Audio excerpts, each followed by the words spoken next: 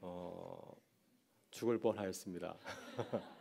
제가 사무실에 있는데 한 분이 방문을 노크해서 열어봤더니 지금 밖에 화재가 났다는 겁니다. 자칫 바람이 더 크게 불면 교회도 화재를 입을 수 있다면서 수화기가 있으면 빌려달라 하더라고요. 그 전에 이렇게 떨어지는 소리도 나고 무슨 소음이 들려서 저는 밖에 비바람이 치는 줄 알았습니다. 알고 봤더니 화재가 크게 난 것을 보게 되었습니다. 그래서 오늘 저녁 예배도 힘들지 모르겠다 하는 생각이 들었는데 이렇게 또 평안하게 예배 드릴 수 있는 거 하나님의 크신 은혜인 줄 믿고요. 앞으로 우리 교회가 이 지역에서 이 지역의 안전과 또 평안을 위해서 기도하는 교회가 될 수 있기를 간절히 바랍니다. 네, 오늘은 사망을 삼키고 이기리라는 제목으로 말씀을 나누고자 합니다. 오늘 본문 말씀은 부활에 대한 바울 사도의 마지막 말씀입니다. 그래서 부활이 이루어질 때 우리가 어떠한 일을 겪게 될 것인가, 어떠한 감격이 있을 것인가에 대해서 말씀을 전하고 있습니다. 지금까지 기독교의 전통을 살펴보게 되면은 지금 이후의 상태, 우리가 죽은 이후에 어떻게 될 것인가에 대한 여러 가지 의견들이 논의가 되었습니다. 가장 먼저 교회 안에서 대두됐던 것이 영혼 불멸설이라고 하는 그런 헬라 철학이죠. 이 영혼 불멸설은 몸은 죽고 영혼은 영원히 산다고 하는 그런 주장입니다. 이 영혼 불멸설을 믿는 사람의 대표적인 사람이 소크라테스입니다. 소크라테스는 독배를 들 때 아주 의연하게 받아 마셨습니다. 그러니까 용기 있게 독배를 마실 수 있었던 것은 내 육체는 죽지만 내 영혼은 영원히 산다는 그 믿음이 있었기 때문에 그 자리에 설 수 있었던 것이죠. 중세교회는 이러한 헬라적인 영혼 불멸설을 기독교적으로 바꾸어서 수용을 하였습니다. 고린도전서 13장 12절 보게 되면 사도 바울이 이렇게 말씀합니다. 우리가 잘 아는 말씀인데요. 우리가 지금은 거울로 보는 것 같이 희미하나 그때에는 얼굴과 얼굴을 대하여 볼 것이라. 이 말씀이 있습니다. 중세교회는 우리가 죽게 되면 우리가 죽음 이후에 우리 영혼이 하나님의 얼굴을 이렇게 보게 될 것이라고 이렇게 이해를 하였습니다. 그래서 교황 요한 22세는 죽은 이후에 영혼이 잠들었다가 최후 심판 때 몸이 부활하게 되면은 하나님을 보게 될 것이다. 죽자마자 하나님을 보는 것이 아니라 마지막 파루시아 때 주님의 재림명할 때 하나님의 영광을 보게 될 것이다. 이렇게 보았습니다. 또 베네딕트 12세 그 교황은 신자들의 영혼은 죽자마자 하나님의 본성을 이렇게 보게 될 것이라고 이렇게 주장을 하였습니다. 그래서 신자들은 마지막 부활이 일어나기 전에 영원히 하나님의 영혼을 보는 하나님을 보는 그런 복을 누리게 될 것이라고 하는 것입니다. 그러나 종교개혁자 루터는 로마 카톨릭 교회의 이러한 영혼 불멸설을 공개적으로 공격을 하였습니다. 그래서 1532년에 했던 그의 설교 가운데 이러한 내용이 있습니다. 우리는 주님께서 오셔서 내 작은 무덤을 두드리며 마르틴 박사여 일어나시오 라고 말씀하실 때까지 잠자고 있을 것입니다. 그러면 저는 곧 일어나 주님과 영원히 함께 할 것입니다. 그래서 루터는 죽음을 수면으로 이해를 했습니다. 잠으로 이해했습니다. 우리가 죽으면 잠을 자다가 주께서 부르실 때 다시 일어나서 주님을 만나게 될 것이라고 죽음을 이 수면으로 이해를 하였습니다.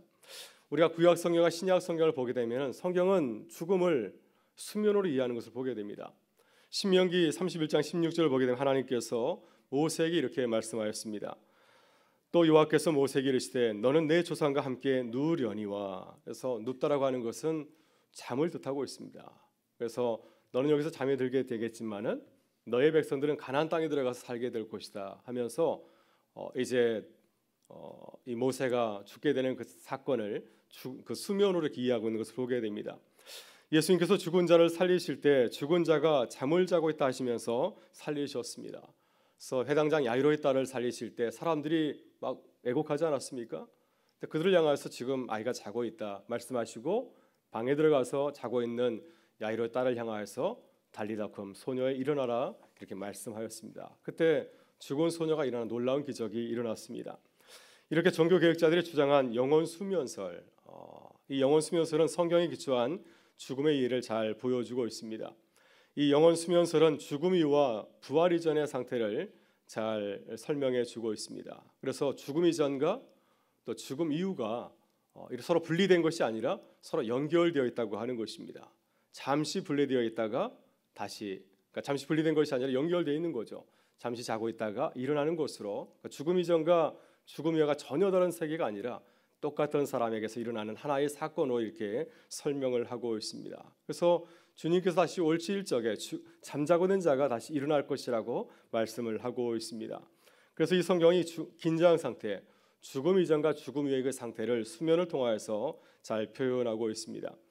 여러분들이 죽음 이후의 상태에 대해서 성경적인 이해를 가지는 것이 매우 중요합니다. 우리는 한국인으로 태어나서 자랐기 때문에 한국인이 가지고 있는 이 사후관을 가지고 있습니다. 우리 문화가 가지고 있는 불교적인 이해라든지 또 여러 가지 우리 한국 사람들이 가지고 있는 독특한 사후관을 가지고 있습니다. 그러나 우리는 그리스도인이기 때문에 기독교적인 관점에서 잘 바라봐야 됩니다. 사도 바울도 고린도 교회를 향하여서 그들이 가지고 있었던 영혼 불면서를 가지고서 사후의 세계에 대해서 얘기한 것이 아니라 기독교적인 입장을 가지고서 그들의 생각을 고쳐준 것을 보게 됩니다. 그래서 우리가 이 죽음과 부활에 대해서도 성경적인 눈으로 바라보면서 또 기도하실 수 있기를 바랍니다. 우리가 건강한 사후관을 갖게 될 때 죽음을 두려워하지 아니하고 우리가 담대하게 살아가는 믿음의 사람이 될 줄 믿습니다. 여러분, 그렇다면 오늘 본문에서 바울 사도가 마지막으로 부활에 대해서 전하는 것은 무엇입니까? 오늘 본문 50절을 보게 되면 이 말씀은 사도 바울이 고린도 교회에 주는 말씀이지만은 당시 고린도 교회의 고민을 반영하고 있는 것을 보게 됩니다. 우리 같이 한번 읽어보겠습니다.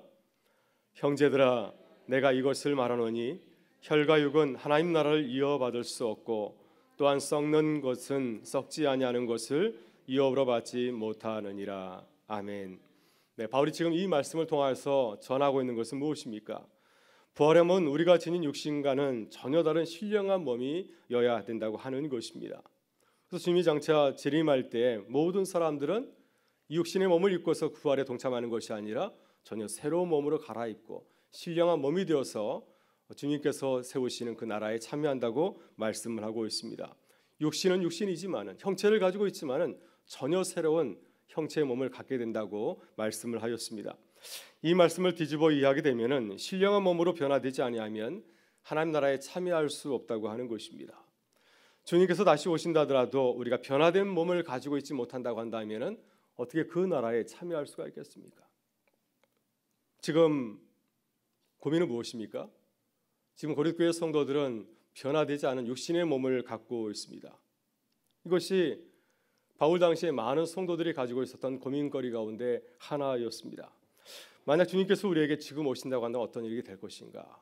우리의 몸은 변화되지 않았는데 만약 지금 주님께서 이 땅에 오신다고 한다면 우리가 그 나라에, 그 하나님 나라에 들어갈 수 있는가 하는 그런 고민이었습니다. 당시 많은 유대인들은 묵시적인 생각을 갖고 있었습니다. 우리가 살아있을 때 하나님 나라가 이 땅 가운데 거할 수 있다, 임할 수 있다는 사실을 그들은 믿고 있었습니다. 특별히 바울 사도도 이런 임박한 묵시 사상을 갖고 있었습니다. 내 당대에 이런 일이 일어날 수 있다, 이런 종말 사상을 갖고 있었기 때문에 이러한 고민은 바울 자신의 고민이기도 하였습니다. 또한 이것은 모든 시대에 그리스도인들이 가지고 있는 고민이요 또한 기도 제목일 수가 있습니다. 왜냐하면 우리는 다시 오시는 예수님을 기다리는 사람들이기 때문입니다. 다시 오시는 주님을 기다리는 사람들, 종말을 살아가는 사람들이기 때문에 만약 주님께서 우리 가운데 임하시게 된다면 우리는 어떻게 될 것인가? 이것이 우리의 고민이 되지 않겠습니까? 만약 우리가 변화되지 않는다고 한다면 우리는 그 나라에 참여할 수 없기 때문입니다. 여러분, 그렇다면 바울은 이 문제에 대해서 어떻게 설명하고 또 고린도 교인들에게 권면하고 있습니까? 본문 51절에서 바울은 고린도 교회를 향하여서 이렇게 대답하고 있습니다. 내가 종말에 대한 놀라운 비밀을 갖고 있다고 하는 것입니다. 그래서 그가 이렇게 앞부분에서 말하고 있습니다. 보라, 내가 너에게 비밀을 말하노니, 비밀을 얘기하고 있습니다. 너희들이 궁금해하는 그 비밀을 내가 알고 있다고 하는 것입니다. 바울이 말하는 비밀이라는 단어는 헬라어로 미스테리온이라고 하는데요, 영어 단어 미스테리가 바로 이 단어에서 나온 말입니다. 우리는 비밀, 미스테리는 우리가 무슨 소설이라든지 그런 것을 마주 접하는 것이지만은 지금 본문에서 바울 사도가 말하고 있는 이 미스테리온은 인간의 지식으로 도저히 알 수 없는 하나님의 역사와 섭리에 관한 신적인 지식을 말하고 있습니다. 하나님께서 정말 어떠한 계획을 갖고 계시는가? 우리가 죽은 이후에 어떤 일이 벌어지게 될 것인가? 사람이 이 사건을 어떻게 알 수 있겠습니까? 오직 하나님만이 알고 있는 사건이 아니겠습니까? 바로 그러한 내용에 대해서 바울은 미스테리온, 비밀이라는 단어를 사용하고 있습니다. 근데 바울 사도는 하나님과 깊은 만남과 계시를 통하여서 이 신비로운 지식, 사람이 도저히 알 수 없는 이 지식을 섭렵하게 되었다고 하는 것입니다. 그래서 바울은 자신 있게 이렇게 말하고 있습니다. 내가 너희에게 비밀을 말하노니, 내가 너희에게 궁금하고 있는 그 비밀에 대해서 알려주겠다고 하는 것입니다. 바로 이 종말의 비밀을 통하여서 오늘을 살아가는 우리들이 기억해야 될 세 가지 교훈의 말씀을 전해주고 있습니다. 첫째, 살아있는 우리도 현재 우리의 몸의 상태와는 전혀 다른 새로운 형체로 변화될 것이라고 하는 것입니다. 죽은 자들이 그 나라의 변화된 몸으로 참여하는 것처럼 우리도 변화될 것이라고 하는 것입니다. 본문 51절과 52절에서 그 비밀을 이렇게 소개하고 있습니다. 같이 읽어보겠습니다. 보라, 내가 너에게 비밀을 말하노니 우리가 다 잠잘 것이 아니요 마지막 나팔에 순식간에 호련히 다 변화되리니 나팔 소리가 나매 죽은 자들이 썩지 아니할 것으로 다시 살아나고 우리도 변화되리라. 아멘. 네, 여기서 바울이 강조하고자 하는 것은 파루시아, 재림의 그러한 시간입니다. 바울은 그 종말의 시간의 그 시작을 나팔 소리로 표현을 하고 있습니다. 이 나팔 소리는 트럼펫을 말하죠. 그래서 이 묵시문화, 마지막 때 일어나는 그 상징적인 그림을 잘 보여주고 있습니다. 그래서 하나님의 때가 차게 되면 모든 사람들이 들을 수 있는 이 나팔 소리가 세상을 진동하게 될 것이라고 하는 것입니다. 이 나팔 소리는 하나님께서 우리에게 가져다 주실 하나님 나라의 시작을 알린다고 하는 것입니다. 이 나팔 소리가 순식간에 불리게 되면, 이 나팔 소리가 들리게 되면 순식간에 온 세상이 새로운 세상으로 하나님 나라로 호련히 이렇게 변하게 된다고 말씀을 하고 있습니다. 군대 훈련소에서 새벽에 기상 나팔 소리가 울리면은 어떻게 되죠? 3분 안에 잠자서 일어나서 연병장에 이렇게 헤쳐 모여야 됩니다. 그래서 새벽에 기상 나팔 소리가 나면은 훈련소는 난리가 나죠. 5분 안에 튀어나가야 되니까 난리가 납니다. 또 여름철에 제가 훈련소 생활을 했는데요. 여름철에는 1시간 동안 낮잠 시간이 있습니다. 그래서 검은색 커튼을 치고 낮인데도 이제 밤처럼 하고 1시간 낮잠을 자게 되고요. 1시간이 지나면 이제 기상 나팔을 불리게 됩니다. 그러면 정신없이 일어나서 또 완전 군장하고 훈련받을 준비로 연병장에 모이게 됩니다. 그래서 이와 같이 정말에도 나팔 소리가 나게 되면 세상이 완전히 변하게 된다고 하는 것입니다. 그때 변할 때 중요한 사건 중에 하나 무엇입니까? 바로 우리의 몸이 새롭게 변화될 것이라고 말씀하고 있습니다. 52절 보게 되면 바울은 이렇게 증거하고 있습니다. 우리도 변화되리라. 잠자는 자들도 변화되겠지만 우리도 마찬가지로 그 나라에 참여하게 될 때 그 나라에 참여할 수 있도록 온전하게 변화될 것이라고 말씀을 하고 있습니다. 53절에서 바울은 우리가 새롭게 변하는 모습을 이렇게 증거하고 있습니다. 같이 한번 읽어보겠습니다. 이 썩을 것이 반드시 썩지 아니할 것을 입겠고 이 죽을 것이 죽지 아니함을 입으리로다. 아멘. 그래서 부활하신 예수께서 가졌던 그 형상대로 우리도 그런 몸을 입고서 그 나라에 참여할 것이라고 말씀을 하고 있습니다. 이것이 사도 바울이 전하는 종말의 미스테리, 종말의 신비 가운데 하나입니다. 우리는 순식간에 영원히 살아갈 새로운 몸으로 변화된다고 하는 것입니다. 그렇기 때문에 주로 죽음을 두려워하지 말고 기대하는 마음을 가지고서 소망을 가지고 살아갈 것을 당부하고 있습니다. 둘째, 바울이 말하는 비밀은 우리는 죽음을 이기고 승리하게 될 것이라고 하는 사실입니다. 바울은 예수 그리스도의 재림으로 일어날 놀라운 종말의 핵심을 이렇게 말하고 있습니다. 사망이 더 이상 우리에게 왕노릇하지 못하게 될 것이라고 하는 것입니다. 다시 말해서 우리는 영원히 죽지 아니하고 주님과 더불어서 영원한 삶을 누리게 될 것이라고 말씀하고 있습니다. 본문 54절부터 56절에서 바울 사도는 이렇게 우리에게 소개하고 있습니다. 같이 보겠습니다. 이 썩을 것이 썩지 아니함을 입고 이 죽을 것이 죽지 아니함을 입을 때에는 사망을 삼키고 이기리라고 기록된 말씀이 이루어지리라. 사망아, 너의 승리가 어디 있느냐? 사망아, 내가 쏘는 곳이 어디 있느냐? 사망이 쏘는 것은 죄요, 죄의 권능은 율법이라. 아멘. 네, 여기서 바울은 구약 성서의 말씀을 가지고서 이렇게 말씀을 나누고 있습니다. 이사야 25장의 말씀이 이루어질 것이라고 하는 것입니다. 하나님께서 마지막 날에 궁극적인 승리를 거둘 것인데 그때 무엇에 대한 승리입니까? 바로 죄와 죽음에 대한 승리를 거두게 될 것이라고 하는 것입니다. 지금까지는 죄와 죽음이 우리 모든 피조세를 향해서 막강한 힘을 발휘하였지만은 그때는 이 죄와 죽음이 그 능력을 상실하게 될 것이라고 하는 것입니다. 그래서 사망을 영원히 멸하실 것이라 이 이사야 25장 6절에서 8절의 내용을 여기에 소개를 하고 있습니다. 또 호사의 말씀은 하나님의 능력 앞에서 무력화된 죽음과 그 수월, 지옥의 세력을 조롱을 하고 있습니다. 바로 이 말씀이 예수 그리스도의 제음으로 인해서 무력해진 죽음을 증거한다고 이렇게 선포를 하고 있습니다. 호세아 13장 14절 보게 되면은 죽음아 너희 승리가 어디 있느냐? 수라 너희 침이 어디 있느냐? 그래서 마지막 때에 예수 그리스도의 재림을 통하여서 지금까지 이 세상을 지배했던 이 죽음과 죄의 세력이 무너지게 될 것이라는 사실을 강조해서 말하고 있습니다. 여러분, 이 본문은 부활절에 가장 많이 읽혀지고 또 설교하는 본문이기도 합니다.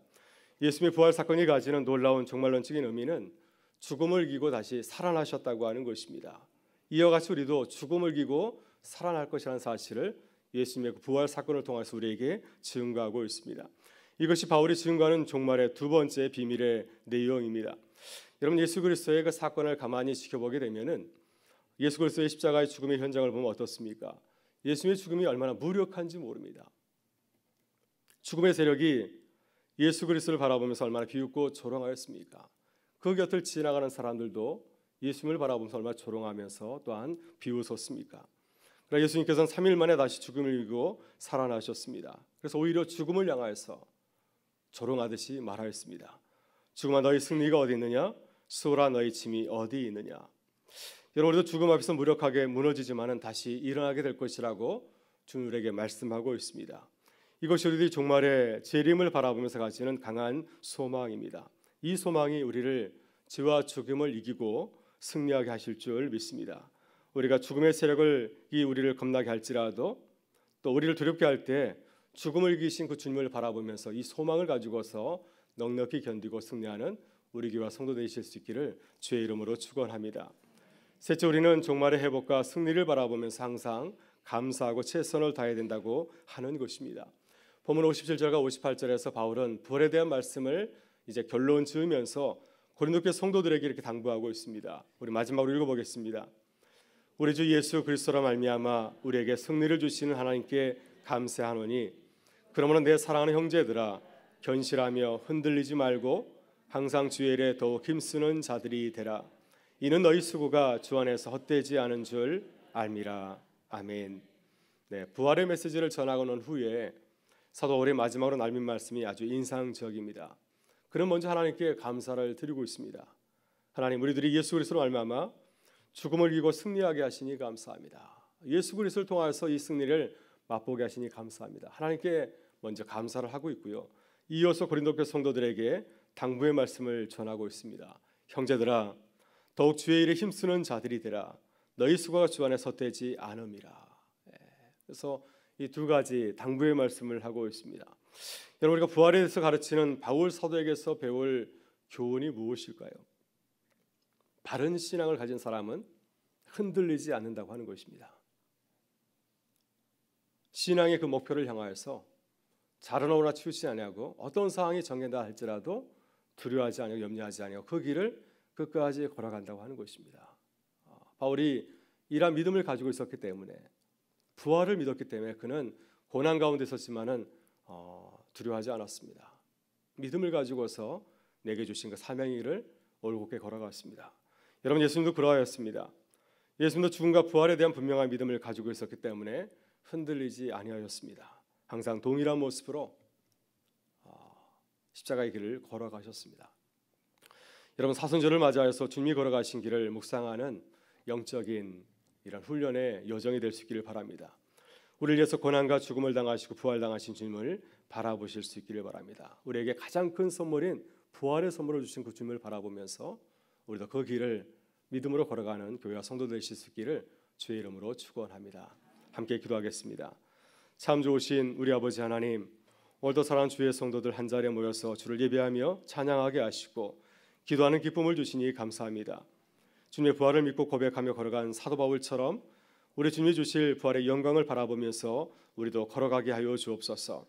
죽음을 이기고 부활하신 우리 주님께서 우리에게도 놀라운 부활의 승리를 주실 줄 믿습니다. 흔들리지 않는 신앙을 가지고 걸어가게 하시고 주님의 복음을 증거하는 자들이 되게 하여 주옵소서. 주님, 오늘 교회 주변에서 화재가 나서 많은 어려움을 겪었습니다.